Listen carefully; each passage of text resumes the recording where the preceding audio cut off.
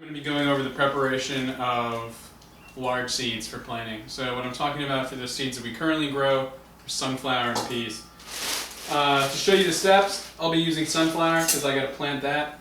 What you're going to need is a colander, obviously your bags of seeds. I use two kinds of measuring cups, which you'll see in a second. 1 cup measurement and also a 1/4 cup measurement. And then also some sort of container of some size to be able to soak the seeds. I use this kind of Tupperware. Okay, so let's get started. So for the time being, you can put away the colander. That's going to be in the later steps. So now the measurement that I use is I measure out things in 6 tray segments, just because that's just what fits nicely into like different sections of the tables of the greenhouse. So I'm going to start with taking a cup of seed. So 1 cup has 16 tablespoons of seeds, and we do 10 per tray. We found that that's the most optimum amount of seeds, and we can get up to 7 ounces of yield per tray with that. So what I'm going to do is I'm going to put in 3 of these cups.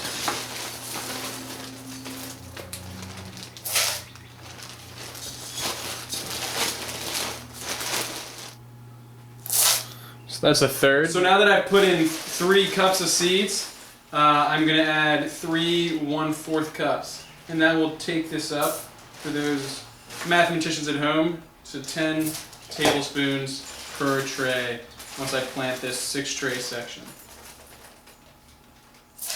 Alright, so I put it in the container. Alright, so now that I've measured out the proper amount of seeds, filling this up. So by soaking these seeds, what we're essentially doing is kind of jump-starting these seeds into action. They will start responding to the moisture, and it will minimize the chances of these seeds, when we put them in the tray, getting dried out because of underwatering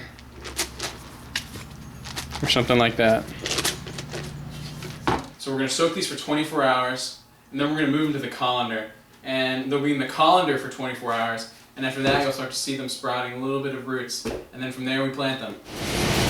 So after 24 hours soaking, you're going to put the seeds in the colander, keep them damp, and allow them to sprout, and this is what they'll look like. This is actually them after 2 days. I recommend just doing 1 day in the colander. I just wasn't able to get to these beforehand, but 1 day in the colander, and then you're ready to plant. So normally for the rest of the seeds, it's a very exact measurement of seeds per tray. I know exactly how much is going in. For sunflower and pea, because they're soaked, it's a little more of a ballpark estimate. I know how many seeds are I have together, and I know how many trays I have, and so I just try to evenly distribute it as best as I can. The reason why it's hard to do anything else is because when seeds soak, they soak up a lot of the water, and so what was a cup of seeds at the beginning is no longer just a cup of seeds. It'll take up a lot more space than that because the seed has increased in size.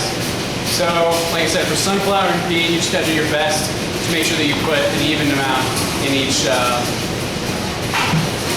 tray. So let's get started.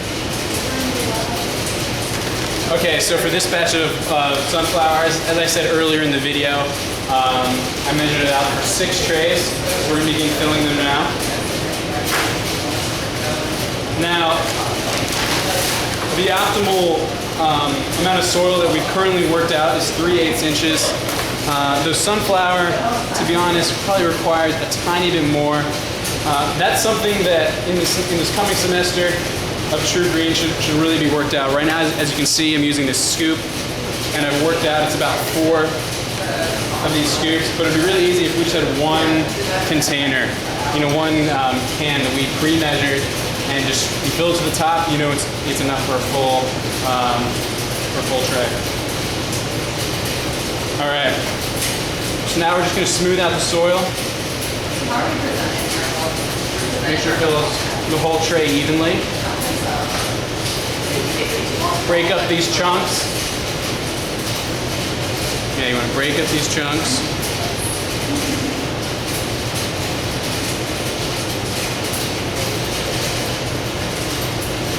said, really make sure it's nice and even. If you have shallow patches, that will affect the growth in certain areas. And then you just want to pat it down a little bit. You don't want to press, you just want to pat it down a tiny bit. Give the seeds a level surface. Okay, now that we've filled all the trays, we can begin seeding. Okay, as I mentioned earlier, when you soak these seeds, it's really hard to get a precise measurement for each tray. What we're just looking for is a ballpark. The very unscientific method that I use, and find the one that works best for you and the team, is I get one handful, and I just go from each tray, and I keep going around until I have no sunflower left.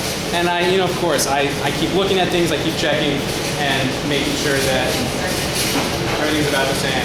Here's the one handful, and I just start spreading it evenly. Trying to really get around the edges as well.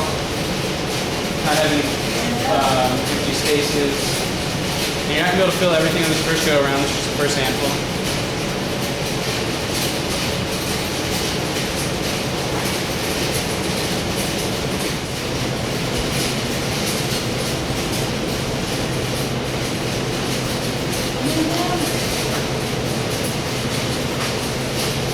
Okay, now I have distributed the seeds to the best of my ability evenly, as you can see.